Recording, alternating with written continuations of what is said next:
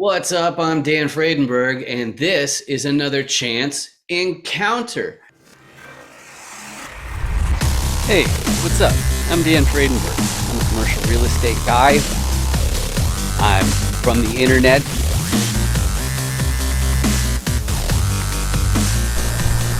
We're seeing more properties like this being built in front of a house that's going to be torn down soon. I understand that there are power lines that are just kind of close. What's up again? This is Dan Fredenberg, and that there is a commercial real estate building.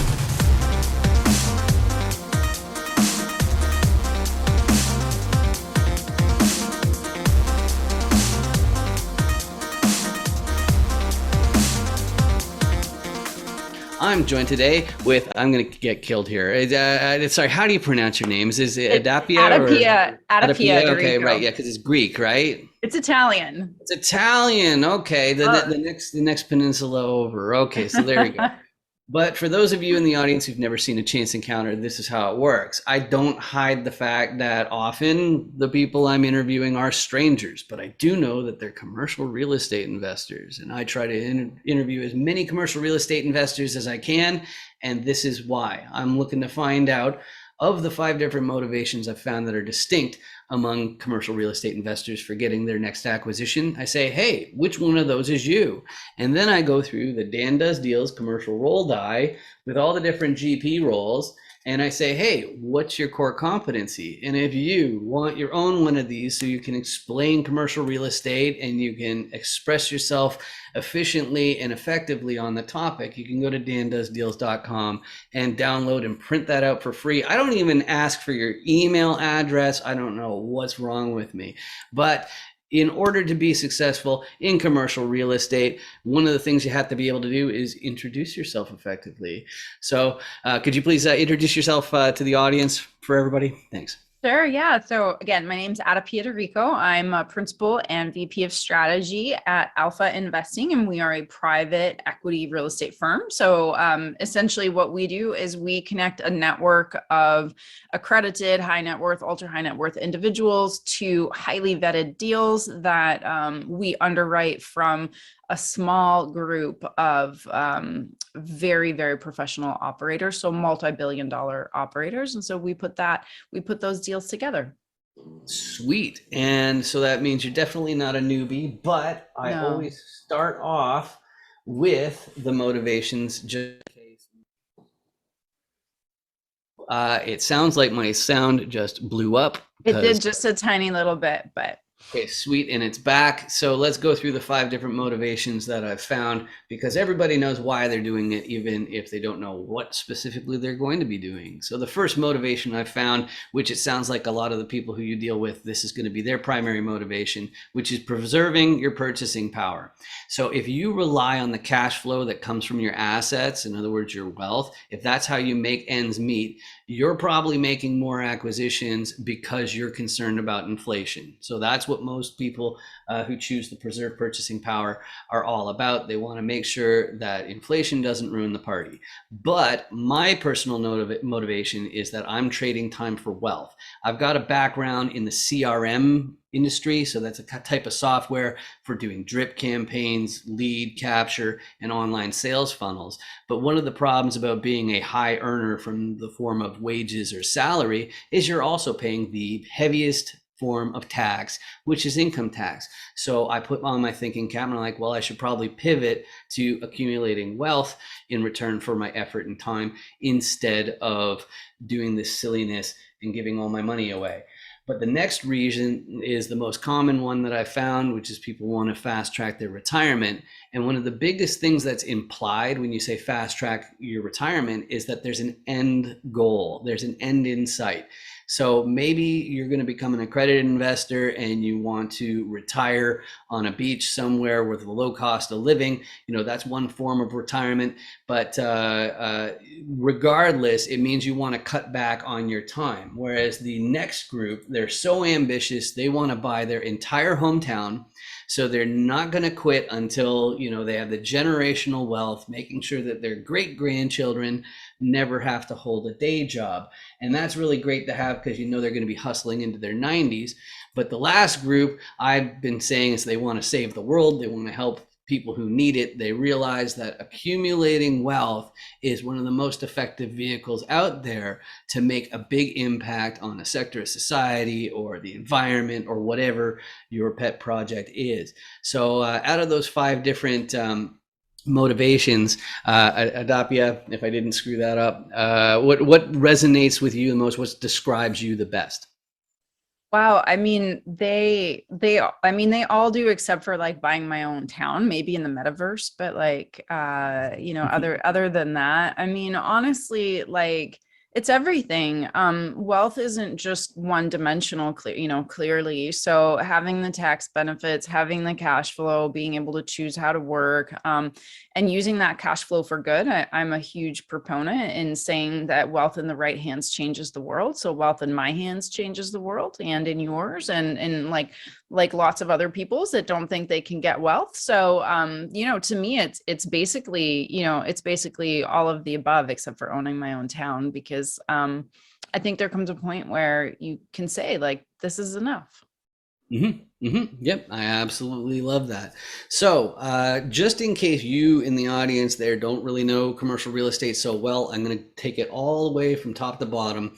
And if you go to dandoesdeals.com, you can download your own copy of this, print it out, and discuss it with your friends and family. And that's a great way to become efficient at explaining commercial real estate. So first, I'm going to tell you what a repositioner is if the light ever gets underexposed. Oh, there you go. I'll just turn it off. There you go. So a repositioner is a person who looks at a whole whack of different properties, and they're looking at all the different paperwork. And what are they doing? First of all, they are looking for upside, which means they want to make sure that the property can make more money than it is right now. But they're also making sure that the math is right as far as what the seller says the building is already making. But they're looking for ways to change it around, get that upside. And the 2 main tools in their tool belt are operations is the first one. So I got a toilet there with Benjamins going down it. So, but it's more than just making sure that the toilets are unclogged and you've collected the rent. There's also a marketing aspect to it to make sure that vacancy stays low. And that's one of my fortes is automation and then marketing.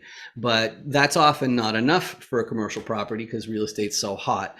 So the other tool in a repositioner's tool belt is a contractor team. So you end up adding value, as they say. In other words, you upgrade the units so that you can charge more in rent, okay? But if you're a repositioner like me and you're from the internet, you have your contractor, you have your operations, you're also going to need a local. You're going to need some boots on the ground so that they can be there in an hour or two, because that's not going to be me.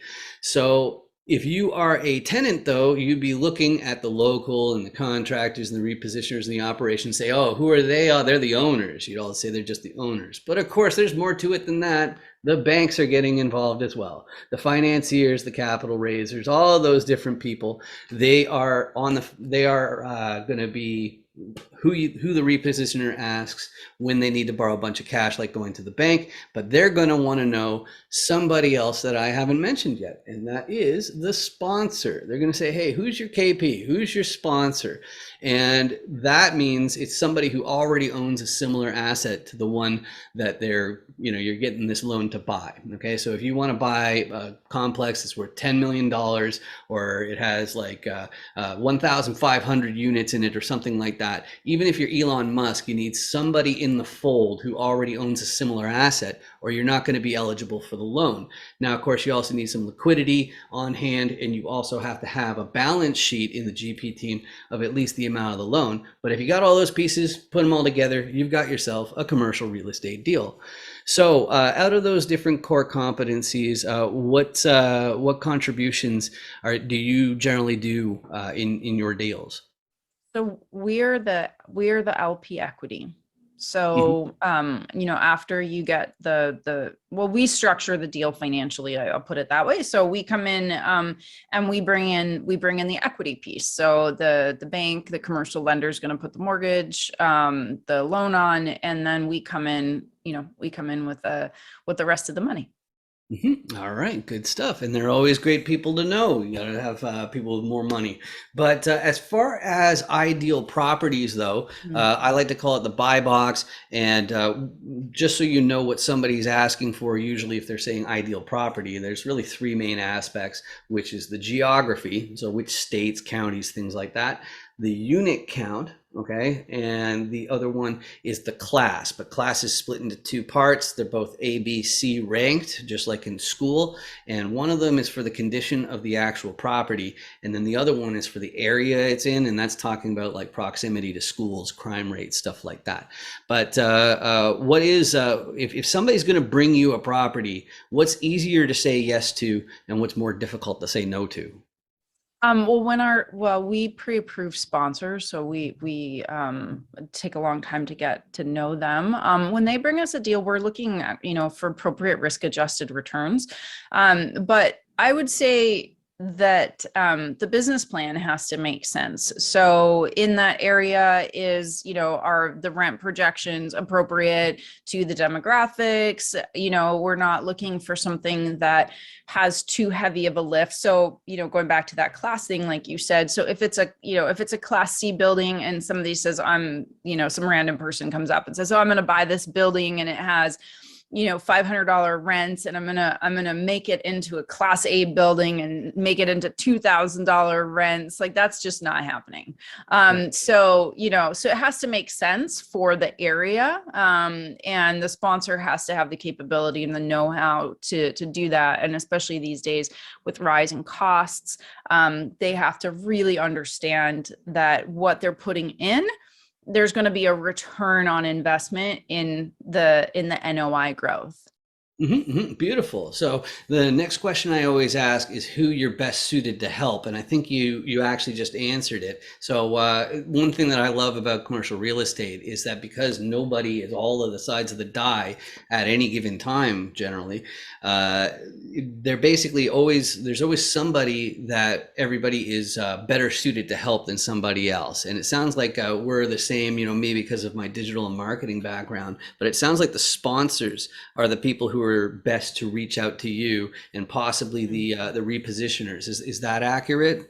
Yeah, I would say so. Yeah, I mean, if you're a sponsor that has at least $1 billion of AUM, and you're working in multifamily, then yeah, I mean, we're writing $5 to $20 million checks. So we're definitely a very, very good and consistent partner. We like to be recurring capital partners for our sponsors and our repositioners with that kind of experience.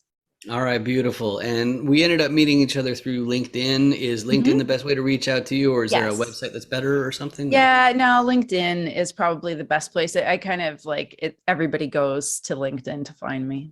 Okay, and is LinkedIn cool with the apostrophe in your name, or is it one of those weird things that? Oh no, you just need to put in my first name, and there, I come up. So AdaPia, really easy. I will come up definitely first. Right. Good stuff.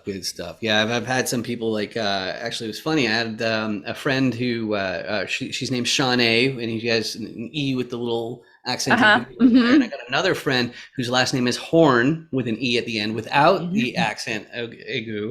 So there's nothing too iffy about that. But I like how he put it, which is there's no acute over top of the E. Yeah, I thought that was great. But anyway, thank you so much for joining me today. There's one more thing I have to say to you in the camera there, which is if you look under my hand here, you'll see this red button, and it makes me so sad. And because I like the gray one better. And all you have to do to turn the red one into the gray one is you click on it, and a magical thing happens. It means that YouTube starts to pay for these videos instead of me, which is really, really what I want for Christmas or my birthday or something. Okay. So if you want to do that for me for my birthday, which is not today, it is Chinese New Year though, but it doesn't cost you anything. It doesn't even ask for your email or anything like that. So Pretty Please with Sugar on top, hit that subscribe button. And that's enough for you. You've done an enormous favor to me.